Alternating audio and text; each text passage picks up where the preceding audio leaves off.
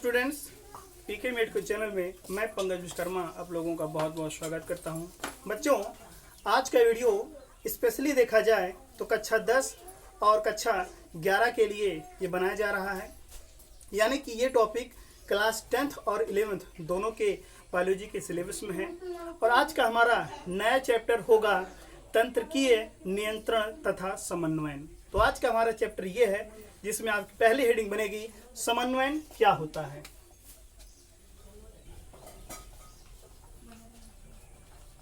चलिए, तो सबसे पहला आपका हेडिंग है समन्वयन क्या है, यानी कि कोऑर्डिनेशन किसे कहते हैं।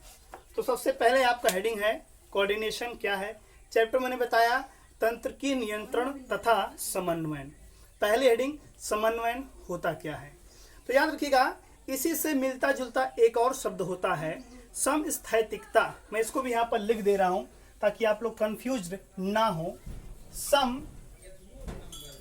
समस्थैतिकता यानी कि इसको कहते हैं होमियोस्टैसिस। याद रखिएगा, समस्थैतिकता और समन्वयन लगभग दोनों की परिभाषाएं सेम हैं, लेकिन थोड़ा सा डिफरेंस है। वो जानिएगा कहां पर।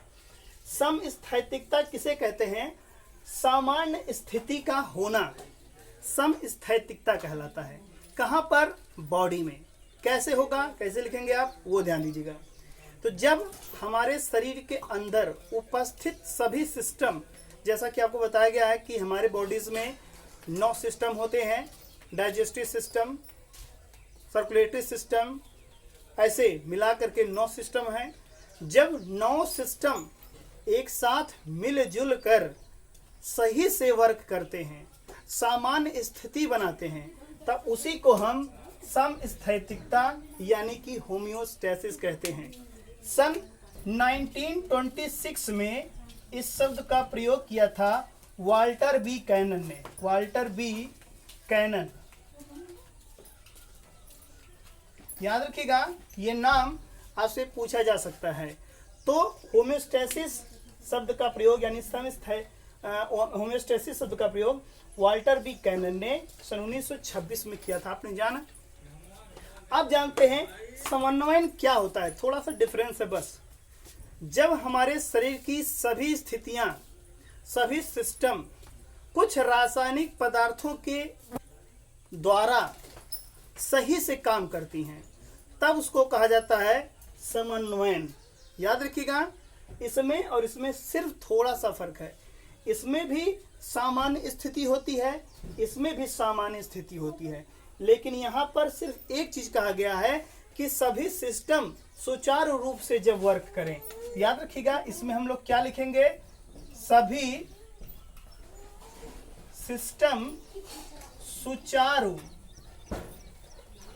रूप से कार्य करें, यानी कि क्या हो? सामान्य स्थिति हो, तब उसी को हम समस्थैतिकता कहते हैं। यह आपकी परिभाषा है, आपको इतना लिखना पड़ेगा। और समन्वयन में क्या लिखेंगे? जब हमारे शरीर के सभी दशाएं, सभी स्थितियां सामान्य हों और इसमें कुछ विशेष प्रकार के रासायनिक पदार्थों अथवा तंत्रिकाओं की सहायता ली जाती है, तब उसे हम समन्वयन कहते हैं। याद रखिएगा, दोनों में सिर्फ इतना डिफरेंस है। मैं एक बार फिर से परिभाषा बता दे रहा हूं क्या है। समस्थैतिकता किसे कहते हैं? जब हमारे शरीर के अंदर उपस्थित सभी तंत्र एक साथ मिल करके सुचारू रूप से कार्य करते हैं, तब उसी सामान्य स्थिति को समस्थैतिकता होमियोस्टैसिस कहते हैं। इस शब्द का प्रयोग 1926 में वाल्टर बी कैनन ने किया था। समन्वयन में क्या लिखेंगे? जब हमारे शरीर की सभी स्थितियां कुछ रासायनिक पदार्थों और तंत्रिकाओं के कारण से सामान्य स्थिति में आए, तब उसे समन्वयन यानी कि कोऑर्डिनेशन कहा जाता है। चलिए देखते हैं समन्वयन कितने प्रकार का होता है। आइए डिस्कस किया जाए। तो समन्वयन, याद रखिएगा, ये टॉपिक आपका 10th और 11th दोनों की क्लासों में है। दोनों की क्लासों में ये चैप्टर कंबाइन है। समन्वय देखा जाए यानी कोऑर्डिनेशन देखा जाए, दो टाइप का होता है। आइए इसके हम प्रकार पढ़ते हैं, याद रखिएगा। प्रकार, ये हमारा हेडिंग बनेगा, समन्वय के प्रकार। तो इसके दो प्रकार हैं। पहला आपका है तंत्रकीय समन्वयन। तंत्रकीय समन्वयन यानी कि न्यूरल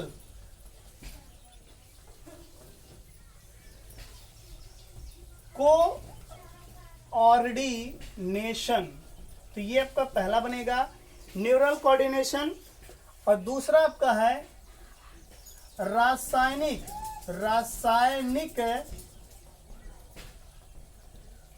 समन्वयन यानी कि आपका केमिकल कोऑर्डिनेशन। तो आपके दो कोऑर्डिनेशन बनेंगे, दो समन्वयन है।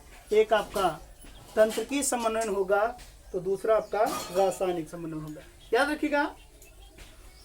तो सबसे पहला आपका हेडिंग बनेगा तंत्रिकीय समन्वयन क्या होता है। आइए थोड़ा सा इसके बारे में जाना जाए। परिभाषा क्या लिखेंगे पहले वो जान लीजिए।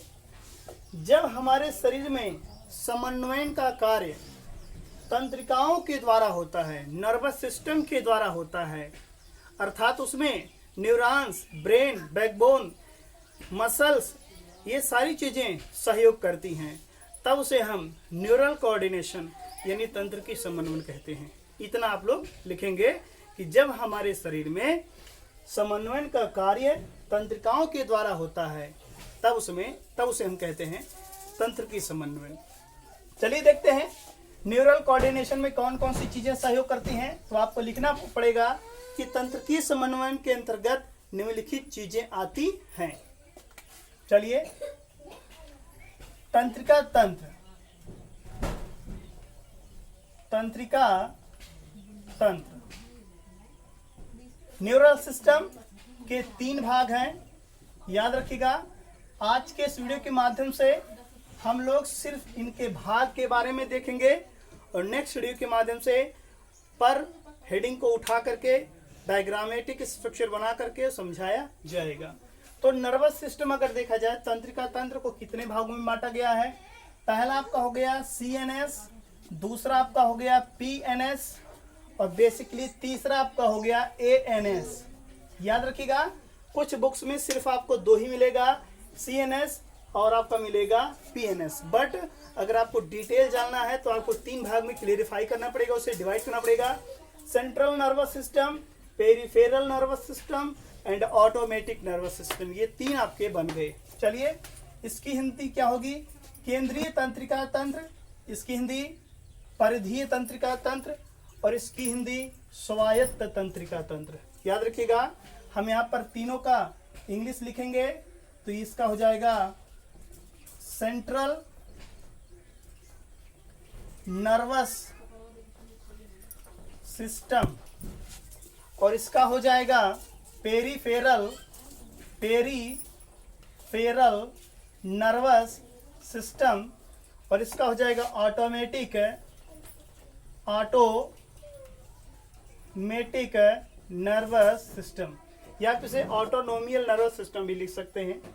तो ये आपका होगा केंद्रीय तंत्रिका तंत्र, इसकी हिंदी केंद्रीय तंत्रिका तंत्र, इसकी हिंदी परिधीय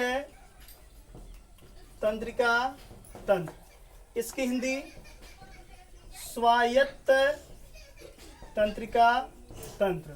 तो 3 होंगे, तो तीनों के अकॉर्डिंग कौन कौन सी चीजें आती हैं उनके बारे में भी हम लोग आइए देख लेते हैं।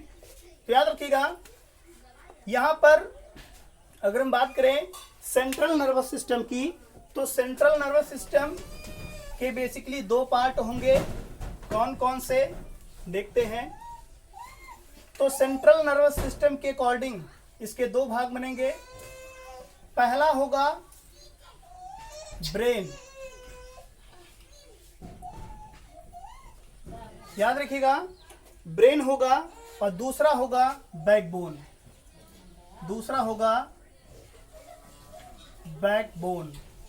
याद रखिएगा सेंट्रल नर्वस सिस्टम के अकॉर्डिंग सिर्फ दो चीजें आती हैं, ब्रेन आता है और बैकबोन। ये दोनों केंद्रीय तंत्रिका तंत्र के दो इंपॉर्टेंट भाग हैं, याद रखिएगा। पेरिफेरल नर्वस सिस्टम के अकॉर्डिंग अगर देखा जाए मसल्स आती हैं। कौन चीजें? मसल्स तीन प्रकार की होती हैं। एक आपका पता है रेखित पेशी यानी कि लीनियर मसल्स, दूसरा आरेखित पेशी यानी कि नॉन लीनियर मसल, और तीसरा आपका होता है हृदय पेशी यानी कि कार्डियक मसल्स। कार्डियक मसल्स तो याद रखिएगा पेरिफेरल नर्वस सिस्टम के अकॉर्डिंग मसल्स आती हैं। हमारे बॉडी में 639 मसल्स हैं, तो इन्हें तीन भाग में डिवाइड किया गया है, रेखित पेशी, आरेखित पेशी और हृदय पेशी। Linear muscles, non linear muscles और कार्डियक मसल्स। याद रखिएगा ऑटोनोमियल नर्वस सिस्टम के अकॉर्डिंग न्यूरॉन्स आता है। सिर्फ एक चीज न्यूरॉन जो कि बेहद इंपॉर्टेंट है आपके एग्जाम के लिए। सो सारी चीजों को क्लियरली आप लोग ध्यान से देखिएगा। ब्रेन के कितने भाग हैं आपको इसके बारे में बता देता हूं मैं। तो ब्रेन के स्पेशली तीन भाग। एक आपका फोर ब्रेन यानी अग्र मस्तिष्क, दूसरा आपका मिड ब्रेन यानी मध्य मस्तिष्क, तीसरा आपका पश्च मस्तिष्क यानी कि हाइंड ब्रेन। तो याद रखिएगा ब्रेन के स्पेशली तीन भाग होंगे, फोर ब्रेन अग्र मस्तिष्क, मिड ब्रेन मध्य मस्तिष्क, हाइंड ब्रेन पश्च मस्तिष्क। यहाँ पर तीन हेडिंग बनेगी और तीनों के दो दो भाग होंगे। बेहद इंपॉर्टेंट है, याद रखिएगा। ये भी आपसे कहा जाएगा। इसके अकॉर्डिंग पहला सेरिब्रम, दूसरा डाइएनसेफेलॉन, डाइएनसेफेलॉन। इसके अकॉर्डिंग मिड ब्रेन के अकॉर्डिंग सेरिब्रम पिंडिकल, सेरिब्रम पिंडिकल, और दूसरा कार्पोरा क्वाड्रिजेमिना, कार्पोरा क्वाड्रिजेमिना। तो याद रखिएगा अग्र मस्तिष्क के अकॉर्डिंग दो चीजें, सेरिब्रम और दूसरा होगा डाइएनसेफेलॉन। मिड ब्रेन के अकॉर्डिंग सेरिब्रम पिंडिकल और कार्पोरा क्वाड्रिजेमिना, इसके दो भाग। हाइंड ब्रेन के अकॉर्डिंग सेरिबेलम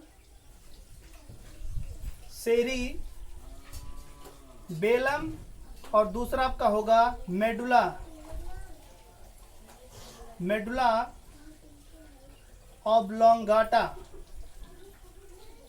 तो याद रखिएगा ये आपके ब्रेन के स्पेशली तीन भाग और तीनों भागों के दो दो स्पेशल पार्ट। फोर ब्रेन में मैंने बताया सेरिब्रम पहला, दूसरा डाइएनसेफेलॉन। मिड ब्रेन में क्या है? पहला सेरिब्रम पिंडिकल, दूसरा आपका होगा कार्पोरा क्वाड्रिजेमिना। हाइंड ब्रेन के अकॉर्डिंग दो पार्ट इसके, सेरिबेलम और मेडुला ऑब्लोंगाटा। याद रखिएगा ये सारी चीजें आपको चित्र के माध्यम से बताई जाएंगी कि कहाँ कौन सी चीज होती है, और ये चीज आपको नेक्स्ट वीडियो के माध्यम से बताया जाएगा। ये आपका नर्वस कोऑर्डिनेशन के अकॉर्डिंग है, तंत्र की समन्वय के अंतर्गत है। यानी कि आपके चैप्टर में इतनी चीजें पढ़नी होंगी तब जाकर के आपका आधा चैप्टर फिनिश होगा। याद रखिएगा ये सारी चीजें मान के चलिए आपको 3 वीडियो के माध्यम से समझाई जाएंगी। तो नेक्स्ट वीडियो अवश्य देखिएगा, बेहद इंपॉर्टेंट है, जिसमें मिलेंगे हम लोग। तब तक के लिए नमस्कार।